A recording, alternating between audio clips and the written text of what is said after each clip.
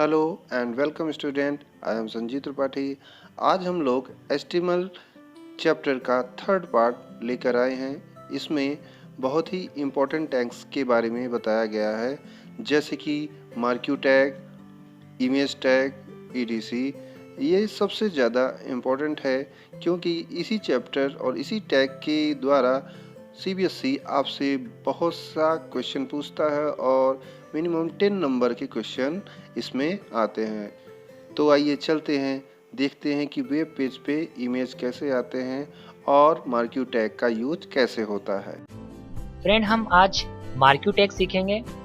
Marquee tag एक बहुत ही useful tag है। यदि आप किसी टेक्स्ट को ब्राउजर पर स्क्रॉल करता हुआ दिखाना चाहते हैं तो आप मार्क्यू टैग का यूज कर सकते हैं। तो देखिए किस तरह से ब्राउजर पर इफेक्ट करेगा, मैं आपको इसका प्रैक्टिकल बता देता हूँ। देखिए फ्रेंड्स, मैंने HTML की जो स्क्रिप्ट है मेरी वो से खोल लिया है और यहाँ पर मार्क्यू टैग लगाया हुआ है। मार्क्यू टैग बॉडी टैग के अंदर ही लगेगा। आपको केवल क्या लिखना है, मार्क्यू। उसके बाद देखिए ये जो यहाँ पर लिखा हुआ है ना, बिहेवियर इक्वल टू अल्टरनेट, ये तो मार्क्यू टैग का एट्रीब्यूट है।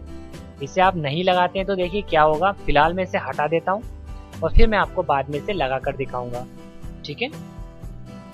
तो देखिए अभी मैंने क्या करा है, मार्क्यू टैग स्टार्ट करा है और उसके बाद जिस टेक्स्ट को मुझे स्क्रॉल करता हुआ दिखाना है वो टेक्स्ट मुझे कहाँ लिखना है, मार्क्यू टैग को क्लोज करने तक। मैंने लिखा हुआ है वेलकम टू माइक्रो सॉल्यूशन। अब ये जो टेक्स्ट है, ये टेक्स्ट आपको वेब ब्राउजर पर स्क्रॉल करता हुआ दिखाई देगा। तो देखिए मैं क्या कर रहा हूँ, इस फाइल को अब सेव कर देता हूँ, ठीक है। इस फाइल को मैंने कंट्रोल के साथ एस प्रेस कर सेव कर दिया है और अब चलते हैं वेब ब्राउजर पर। देखिए मैं ब्राउजर पर आ चुका हूं और आपको देखिए दिखाई दे रहा है कि जो माइक्रो सॉल्यूशन मैंने लिखा था वो स्क्रॉल करता हुआ आपको यहाँ पर नजर आ रहा है। अब ये जो वेलकम टू माइक्रो सॉल्यूशन लिखा हुआ है स्क्रॉल करता हुआ स्क्रीन पर जा रहा है। जब ये यहाँ तक पहुंचेगा तो ये फिर से यहाँ से वापस आ जाएगा इस कोने से। देखिएगा अभी, देखिए फिर से वापस आ चुका है। और यदि आप चाहते हैं कि ये स्क्रॉल ना करे, ये टकराकर इस कोने पर जाए और टकराकर वापस आ जाए, तो इसके लिए आपको एक एट्रीब्यूट यूज करना पड़ेगा और वो एट्रीब्यूट है बिहेवियर इक्वल टू अल्टरनेट। तो चलिए मैं आपको वो एट्रीब्यूट लगाकर दिखाता हूँ।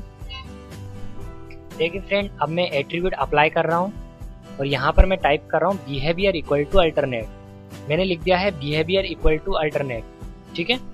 और अब मैं इसे सेव कर आपको इसका आउटपुट दिखाता हूँ। देखिए हम ब्राउजर पर आ चुके हैं और मैंने इसे रिफ्रेश कर दिया है। अब देखिए क्या होगा, ये इस कोने तक जाएगा और टकराकर वापस आ जाएगा। देखिए फ्रेंड, ये कोने तक गया है और टकराकर वापस आ चुका है। तो इसका यूज आप इसलिए कर सकते हैं कि यदि आपको कोई टेक्स्ट को स्क्रॉल करते हुए दिखाना है, इससे आपका वेब पेज और अट्रैक्टिव लगेगा और अच्छा लगेगा, तो आप मार्क्यू टैग का यूज करें, अपने वेब पेज को अट्रैक्टिव बनाएं, ठीक है। चलिए अब आगे के टैग समझते हैं। जो नेक्स्ट टैग है वो है इमेज टैग। इमेज टैग का यूज करते हुए आप क्या कर सकते हैं कि वेब ब्राउजर पर यदि आपको कोई इमेज दिखानी है, कोई इमेज लगानी है, तो आप इमेज टैग का यूज करें और आप वेब ब्राउजर पर इमेज लगाएं। अब आप सोच रहे होंगे कि इमेज टैग तो हम इमेज लगाना तो हम बॉडी टैग के अंदर बैकग्राउंड टैग लगाकर भी सीख चुके हैं। तो देखिए दोनों टैग में क्या डिफरेंस है। बॉडी टैग से जो आप बैकग्राउंड लगाते हैं वो आपके वेब ब्राउजर पर बैकग्राउंड बन जाता है और जो टेक्स्ट आप लिखते हैं वो उसके ऊपर दिखाई देता है। लेकिन इमेज टैग से जो इमेज आप लगाते हैं वो बैकग्राउंड में नहीं जाती है, वो जिस जगह आप लगाते हो वहीं पर अप्लाई हो जाती है और जो टेक्स्ट आप लिखते हो उसके बाद वो उसके नीचे दिखाई देता है। इट मीन्स वो बैकग्राउंड बनाने के लिए और ये इमेज लगाने के लिए, ये दोनों में डिफरेंस है। तो चलिए इसका प्रैक्टिकल दिखाता हूँ। देखिए फ्रेंड, IMG SRC टैग किस तरह से काम करेगा मैं आपको बताता हूँ। सबसे पहले आपको IMG SRC लिखना है, फिर आपको इक्वल लगाना है, फिर डबल इंटू कॉमा स्टार्ट करना है और उस फोल्डर का नाम देना है जिस फोल्डर में आपकी इमेजेस स्टोर है। तो मेरी जो इमेज है वो इमेजेस नाम के फोल्डर के अंदर स्टोर है, तो मैंने उस फोल्डर का नाम दे दिया। देन स्लेश लगाना है आपको और उस इमेज का नाम देना है। ये जो मेरा 1 लिखा हुआ है यहाँ पर, ये उस इमेज का नाम है जो मैंने यहाँ पर अप्लाई करी है। और .jpg उसका एक्सटेंशन है। एक्सटेंशन लगाकर मैंने यहाँ पर इमेज को पूरा अप्लाई कर दिया है, ठीक है। फिर आप कितनी बड़ी इमेज चाहते हैं, जो वॉलपेपर या इमेज आप लगा रहे हैं, हो सकता है उसकी साइज काफी बड़ी हो। अब आप पूरी स्क्रीन पर नहीं लगाना चाहते हैं तो आप विड्थ एंड हाइट एट्रीब्यूट का यूज करते हुए आप इमेज की साइज को कम कर सकते हैं। तो मैंने विड्थ दे दिया 400 और जो हाइट है वो दे दिया 200। इससे मेरी इमेज 400-200 इंच की हो जाएगी और आपको वहां पर देखिए किस तरह से इफेक्ट करेगी वेब ब्राउजर पर। मैं इसको दिखा देता हूँ। मैंने यहाँ से क्या करा है, इसे सेव कर दिया है। सेव करने के बाद चलिए वेब ब्राउजर पर चलते हैं। देखिए हम वेब ब्राउजर पर आ चुके हैं। अब मैं इसे रिफ्रेश कर देता हूँ। रिफ्रेश करने के लिए मैं F5 कीबोर्ड से प्रेस कर रहा हूँ। F5 बटन मैंने दबाया तो देखिए आपको इमेज यहाँ पर दिखाई दे रही है। इसकी जो साइज आ रही है वो जो मैंने विड्थ एंड हाइट में दी थी उसके अकॉर्डिंग आ रही है। यदि आप विड्थ एंड हाइट बढ़ा देंगे तो ये इमेज और बड़ी हो जाएगी। तो ये था हमारा इमेज टैग। चलिए अब आगे के टैग सीखते हैं। देखिए फ्रेंड, जो नेक्स्ट टैग है वो है टेबल टैग। टेबल टैग एक बहुत ही इंपॉर्टेंट टैग है HTML में। यदि आप डाटा को टेबल फॉर्मेट में अरेंज करके रखना चाहते हो तो आप टेबल टैग का यूज कर सकते हो और टेबल टैग से आप टेम्पलेट भी तैयार कर सकते हो। तो चलिए मैं आपको इसको प्रैक्टिकली दिखाता हूँ। देखिए फ्रेंड, हम स्क्रिप्ट वाले पार्ट में आ चुके हैं और यहाँ से मैं जो मैंने अभी इमेज टैग लगाया था इसको हटा देता हूँ और मैंने यहाँ से इसे डिलीट कर दिया। ठीक है, अब मैं अपना टेबल टैग आपको लगा कर दिखाता हूँ। देखिए फ्रेंड, मैंने टेबल टैग यहाँ पर अप्लाई कर दिया है। देखिए यहाँ आपको दिखाई दे रहा है मार्क्यू के बाद टेबल बॉर्डर इक्वल टू 1। मैंने यहाँ पर टेबल टैग लगा दिया है कंप्लीट। अब मैं इसको आपको कंपेयर करके दिखाता हूँ कि ये इससे कैसी टेबल बनकर ब्राउजर पर दिखाई दे रही है और फिर मैं उसे आपको इसके साथ कंपेयर करूंगा। ठीक है, तो चलिए पहले इसे सेव कर देते हैं। अब इसे वेब ब्राउजर पर जाकर देखते हैं। ये ब्राउजर पर आ चुका हूँ और मैं इसे रिफ्रेश कर देता हूँ। देखिए टेबल बनकर तैयार हो चुकी है। देखिए फ्रेंड, अब मैं आपको कंपेयर कर दिखा रहा हूँ कि टेबल टैग ने किस तरह से काम किया है और ये टेबल किस तरह से बनी है। तो आप सबसे पहले तो ये समझिए, यहाँ पर आपको जो टेबल बनी हुई दिखाई दे रही है इसे ध्यान दीजिए कि टेबल में कितने रो और कितने कॉलम है। रो एंड कॉलम तो आप समझते होंगे कि रो जो इस तरह से होती हैं वो रोज होती हैं। जैसे ये 1, ये 2, ये 3, 3 रो हैं मेरे पास। और जो ऊपर से नीचे की ओर होते हैं कॉलम होते हैं। तो मेरे पास 1, 2, 3, 4 कॉलम है, यानी 3 रो और 4 कॉलम वाली ये टेबल है। तो सबसे पहले आप अगर टेबल बनाना चाहते हैं तो टैग लगाइए टेबल। टेबल टैग लगाने के बाद आप लिखिए बॉर्डर इक्वल टू 1, जिससे बॉर्डर आएगी। यदि आप बॉर्डर इक्वल टू 1 नहीं लिखेंगे तो ये टेबल में बॉर्डर नहीं आएगी। उसके बाद देखिए टेबल के अंदर एक टैग चालू होता है जिसका नाम है TR। TR टैग क्या करता है, ये एक रो बनाता है, इसका नाम है टेबल रो। तो मेरे को ये फर्स्ट रो जो दिखाई दे रही है, आपको एक फर्स्ट रो चाहिए थी। यदि मैंने टेबल बनाना स्टार्ट किया है तो ये फर्स्ट रो मुझे चाहिए, तो मैंने TR टैग लगा दिया, जिससे क्या हुआ, फर्स्ट रो बन गई।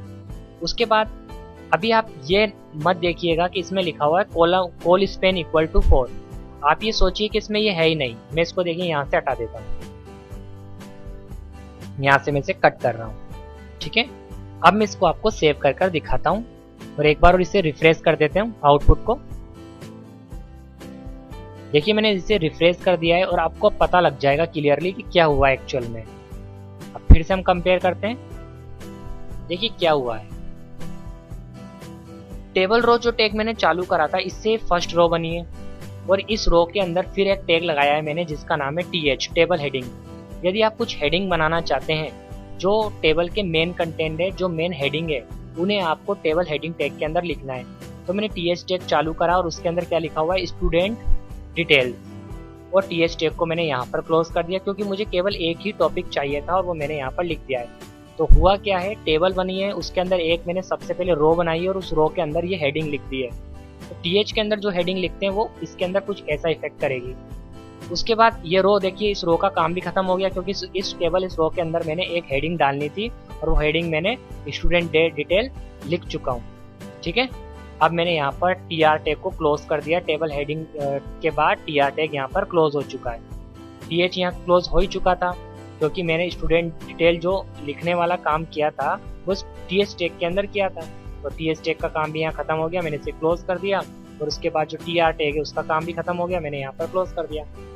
अब देखिए क्या हो रहा है, जो सेकंड रो है इसे भी मुझे स्टार्ट करना पड़ेगा। सेकंड रो जहाँ पर serial number, name, class, age लिखी हुई है, तो फिर से मैंने देखिए यहाँ पर इस जगह पर TR टैग स्टार्ट किया है। ठीक है, इस TR टैग से क्या हुआ, सेकंड रो बन गई है। ठीक है, अब उसके अंदर मुझे कौन कौन सी हेडिंग चाहिए थे, सीरियल नंबर, नेम, क्लास और एज। तो मैंने TH टैग स्टार्ट करा, उसके अंदर फर्स्ट जो मुझे चाहिए था वो था सीरियल नंबर, वो लिख दिया और TH टैग को यहाँ पर क्लोज कर दिया। फिर मुझे क्या चाहिए था, देखिए नेम, तो फिर से मैंने टीएच टैग स्टार्ट किया और उसके अंदर मैंने नेम लिख दिया। फिर से मैंने टीएच टैग स्टार्ट किया, उसके अंदर मैंने क्लास लिख दिया। फिर से मैंने टीएच टैग स्टार्ट किया और उसके अंदर एज लिख दिया और टीएच टैग को यहाँ पर क्लोज कर दिया। अब देखिए मेरा सेकंड रो का काम खत्म हो चुका है, तो सेकंड रो मैंने यहाँ पर क्लोज कर दी जहाँ लिखा हुआ है, ये देखिए जहाँ पर मेरा एक कर्सर है, ये मैंने यहाँ पर से जो मेरा सेकंड रो है उसको मैंने यहाँ पर क्लोज कर दिया है। अब देखिए थर्ड रो स्टार्ट करनी है, तो थर्ड रो स्टार्ट करने के लिए फिर से मैंने टीआर टैग लगाया यहाँ पर, इससे थर्ड रो बन गई है। अब मुझे हेडिंग नहीं बनानी, अब मुझे डाटा एंटर करना है, यानी डाटा लिखना है इसके अंदर। तो उसके लिए जो टैग है वो है टीडी। आप टीएच भी लगा सकते हैं, यदि आप टीडी की जगह टीएच लगाते तो वो भी सब ऐसे बोल्ड हो जाते और वो भी हेडिंग बन जाता। पर अगर मैंने टीडी टैग लगाया तो इसका मतलब वो ये समझेगा कि इस बार जो आप एंटर करना चाहते हो वो डाटा है। तो टीआर के अंदर जो थर्ड वाली रो है उसमें मैंने फर्स्ट जो लिखा वो टीडी लिखा है, उसके अंदर फर्स्ट डाटा एंटर करना था वो था 1, और फिर मैंने टीडी को क्लोज कर दिया, इससे देखिए 1 आ चुका है। फिर मैंने सेकंड टीडी स्टार्ट करा और टीडी के अंदर मैंने रोहन लिख दिया तो वो नेम में आ चुका है। और फिर मैंने थर्ड टीडी स्टार्ट करा और इसके अंदर 10th लिख दिया, वो क्लास में आ चुका है। और मैंने जो फोर्थ टीडी स्टार्ट करा उसके अंदर मैंने 16 लिख दिया, वो एज में आ चुका है। फिर मेरे सारे टीडी का काम खत्म हो गया था, तो मैं इसको हाथों हाथ क्लोज भी करता हुआ चल रहा था, मैंने क्लोज कर दिया। अब देखिए थर्ड रो जो यहाँ पर मैंने बनाई थी उसका काम भी खत्म हो चुका है थर्ड रो का, तो मैंने थर्ड रो को भी यहाँ पर क्लोज कर दिया है, टीआर को क्लोज कर दिया है। और अब पूरी टेबल का काम खत्म हो चुका है, टेबल भी बन चुकी है, मैंने टेबल टैग को यहाँ पर क्लोज कर दिया। ठीक है, लेकिन आप एक चीज देख रहे होंगे, ये जो स्टूडेंट डिटेल है ये मैं एक ही पूरा मर्ज करना चाहता हूँ। मैं ये जो कॉलम है, कितने कॉलम है मेरे पास, 1 2 3 4, इन 4 कॉलम में से मैं ऊपर वाले सारे पूरी लाइन को मर्ज करना चाहता हूँ। तो मर्ज करने के लिए देखिए क्या करते हैं, आप कहाँ मर्ज करना चाहते हैं, जहाँ स्टूडेंट डिटेल लिखा हुआ है, और स्टूडेंट डिटेल कहाँ लिखा हुआ है, ये यहाँ पर लिखा हुआ है, देखिए इस टीएच के अंदर लिखा हुआ है। तो आप एक एट्रीब्यूट का यूज कर सकते हैं, वो एट्रीब्यूट है कॉल स्पेन। कॉल स्पेन के अंदर आप जितने भी कॉलम मर्ज करना चाहते हैं उन्हें डबल इंट कोमा लगाकर लिख दीजिए। मुझे कितने रिक्वायरमेंट थी, 1 2 3 4 की रिक्वायरमेंट थी, मैंने यहाँ पर 4 लिख दिया। और अब मैं इसे सेव कर आपको आउटपुट दिखाता हूँ। तो देखिएगा 4 कॉलम मर्ज हो गए और स्टूडेंट डिटेल जो है वो सेंटर में आ चुका है। देखिए रिफ्रेश करता हूँ मैं, और देखिए इस बार टेबल बिल्कुल सही हो चुकी है, स्टूडेंट डिटेल बीच में आ चुका है। तो कॉल स्पेन कर आप क्या कर सकते हैं, कॉलम को मर्ज कर सकते हैं। ऐसे ही आप रो स्पेन लगाकर, ROWSPAN लगाकर आप क्या कर सकते हैं, रो को मर्ज कर सकते हैं। ठीक है, तो ये था हमारा टेबल टैग, ये बहुत ही इंपॉर्टेंट टैग है, इसके बारे में हम आगे और जानेंगे। देखिए फ्रेंड, अब मैं आपको टेबल टैग के अंदर कुछ एट्रीब्यूट लगाकर दिखाता हूँ। देखिए फ्रेंड, हम टेबल टैग में आ चुके हैं और अब मैं आपको टेबल टैग में एट्रीब्यूट लगाना बताऊंगा। और एट्रीब्यूट कैसे लगाएंगे, देखिए यदि आप टेबल के अंदर कलर चाहते हैं तो क्या करें, आप कलर इक्वल टू रेड लिख दें। और यदि आप टेबल का अलाइनमेंट सेंटर चाहते हैं, आप चाहते हैं टेबल सेंटर में आ जाए, तो अलाइन इक्वल टू सेंटर लिख दें, इससे टेबल सेंटर में आ जाएगी। चलिए मैं आपको सेव करके दिखाता हूँ। देखिए हम वेब ब्राउजर में आ चुके हैं, अब मैं इसे रिफ्रेश कर देता हूँ, तो देखिए सेंटर में आ चुके हैं हम। देखिए जो हमारा एट्रीब्यूट था कलर, वो नहीं चला, क्योंकि एक्चुअल में कलर लगाने का जो एट्रीब्यूट है वो है बीजी कलर, और मैंने क्या लिखा हुआ है, केवल कलर। तो यहाँ पर हम लिख देंगे बीजी कलर। और अब मैं इसे अगेन सेव करके आपको दिखाता हूँ आउटपुट। ये मैंने रिफ्रेश कर दिया और देखिए बैकग्राउंड कलर कैसा हो चुका है, रेड। तो जो एट्रीब्यूट है वो क्या है, बीजी कलर। ठीक है, तो ये था हमारा टेबल टैग। सो फ्रेंड, आज की वीडियो में केवल इतना ही, फिर मिलेंगे नेक्स्ट वीडियो में।